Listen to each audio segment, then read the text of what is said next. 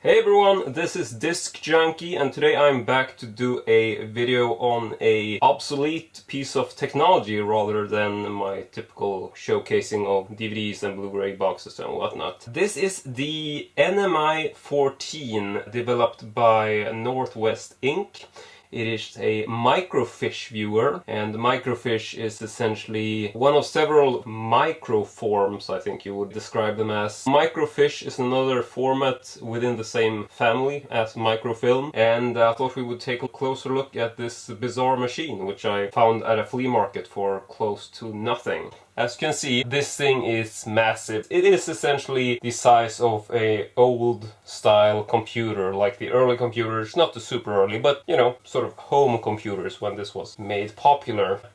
It's got a metal hull, and I'm just gonna spin it around for you so you can sort of get an idea of what it looks like. There's some knobs on it, and we'll talk about this in a bit. Just turning over to the back. I've also laid the cord out down here, and I'm gonna plug that in and show you, but just for now I'm keeping it there because it's messing up the whole rotation thing. So yeah, it also has this metal back to it, so it looks very much like an old computer in terms of the whole outer shell. I'm not really sure what's in here, because I believe that essentially the only thing you have in here, as far as I remember, I've opened this once I got it to sort of clean it, you essentially have a big mirror which runs diagonally, and then you have a microfiche underneath, which I'm going to show you as well, and then you have light coming from beneath it, so you essentially shine through the film reflects on the mirror, and then it gets back projected onto this screen here, which is actually just a thin sheet of glass, and then it has like a blue film on the back of it, sort of catch the light and be able to show you the image. I'm actually gonna do a bit of handheld action here. At the front you have off is obviously, you know, the machine's off, then you got low, which is a sort of lower light standard, and then you have high, where it's just a brighter light. And nothing particular on this side. Here we get to the back, in case you want to take a look at the exact details. This is the Model 14. This particular machine has actually been sitting in a Swedish school somewhere, I think. Quite a long time ago, obviously. Now you can see also at the front there's actually a small note that says latch, and this is because you can actually pull out this front portion. Now I'm just gonna unravel the cord now, obviously a little bit in the way. There's a small sort of clasp or button there. Push that up and I just pull this. There's essentially this big ass bottom portion, which I'm just gonna show you briefly to sort of see what we're dealing with. I got zero knowledge of this type of technology, but as you can see, you got some wires running from the front here with the whole button situation. Then in the middle here you got a small mirror which obviously reflects the light off of this lamp, and then you got a small fan in here which rotates to keep the light cool. And yeah, that is essentially it. You can see these two plugs at the back here. These actually plug into two plugs in the back there to gain access to the back cord so you can power it. So when you pull this out, you know, you disconnect the machine, then you can't run it. You can also see that there is essentially a big ass lens here in the ceiling, and then just above that there you got a lens, and then you essentially have these glass sheets here. You can pull this out, and when you get to the front there are these glass trays which will tilt up and allowing you access to the microfiche card. I'm just going to take this out for a second to show you what they look like. This particular one is from the Sports Illustrated magazine. So this is essentially an entire magazine. So all of these little squares here are essentially pages from a Sports Illustrated issue. And this particular one is actually from one of their infamous swimsuit issues. And this is from 1976. So I'm just putting that back, and then I'm moving it back, and you can also see the whole sort of lens there slightly lifts up, and then the thing flips. So it's a very sort of mechanical, simple thing without too much electricity. You essentially just move between the pages by moving it manually with your hand. And you also get some aid, this little pointer, to sort of know like, okay, this is D23, you know what page that is, and then you can sort of move to a different page. You can load two microfiche cards at the same time, but I actually just have one of the glasses, so I'm missing a glass on that side. But I'm imagining you should probably have two, and then you can sort of, you know, load a second one and you can switch between them. So what do you say we try to fire this up already? sort of difficult to decide what's the best angle here, but let me just try this. Go ahead and turn this on, so I'm switching this over to low. You can see there's a slight light, not so much, so I'm going to switch over to high. Just move this a little bit to the side. Where are the pages? Let's see. Oh, there we are. Okay, so I haven't really gotten used to how you move this or how you read it, because everything's sort of backward and stuff, but I'm just gonna go ahead and go over to first page. Where is the first page? Yes, okay. So here we got Sports Illustrated, and I can also just show you the knob on the side here is essentially a focus knob, meaning I gotta turn it. It's very blurred, and then you can sort of find your focus here. So I think I'm just gonna turn off some of the lamps for now. Just gonna try to do this. So here we got the machine. Moving this down, we will get some of these typical old ads. There's one for cigarettes, obviously. And then we got a football article. I mean, a lot of people might not care about this, but I think this is so amazing piece of technology. I'm gonna see if I can try to adjust the sharpness. There we go, that's even better. So, to me, it just boggles the mind that you can actually read this. And at the same time, just looking down here, you know, the text that you're reading is not even visible. That little square is the cover. These are all individual A4 size pages. You know, you look up and you can read this entire text, which is incredible.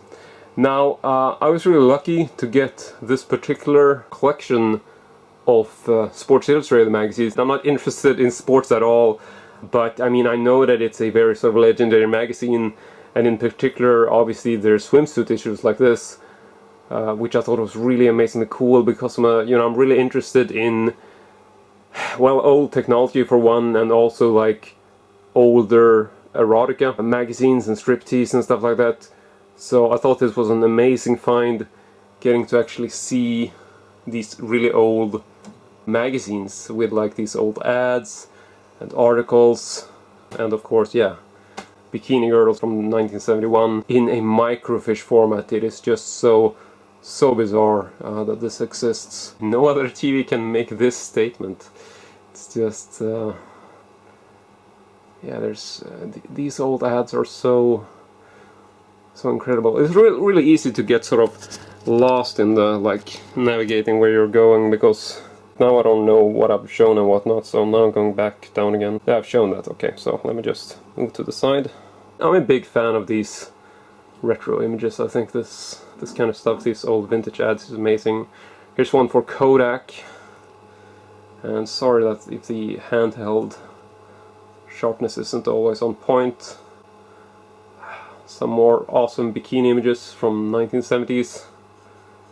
This is obviously at a stage where, you know, I guess these swimsuit issues have gotten much more extreme with time, obviously.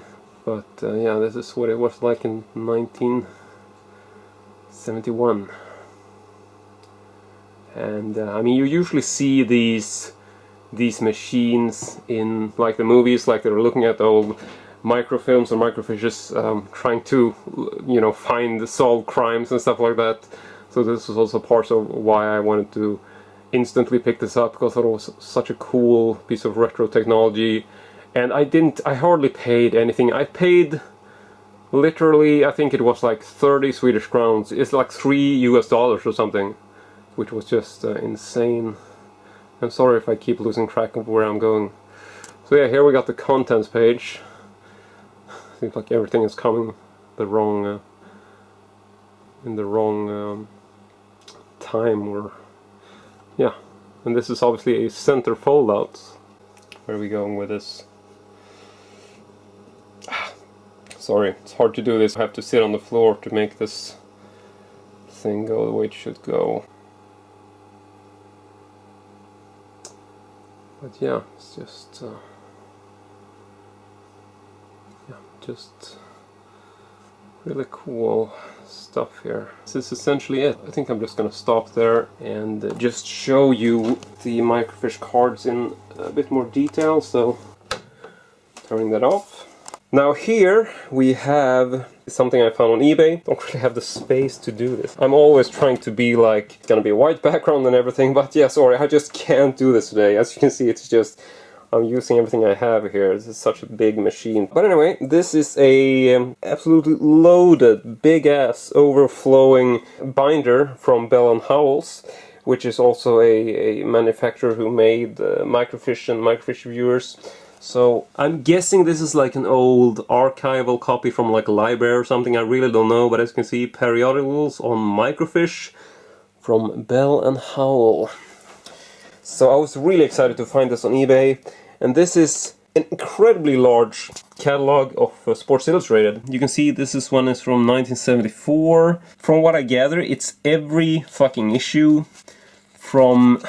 See, I think this is the first one, January 1974. And I'm not sure if they arranged correctly, but then you got like pages upon pages upon pages. I mean, each of these little fucking cards is one full magazine.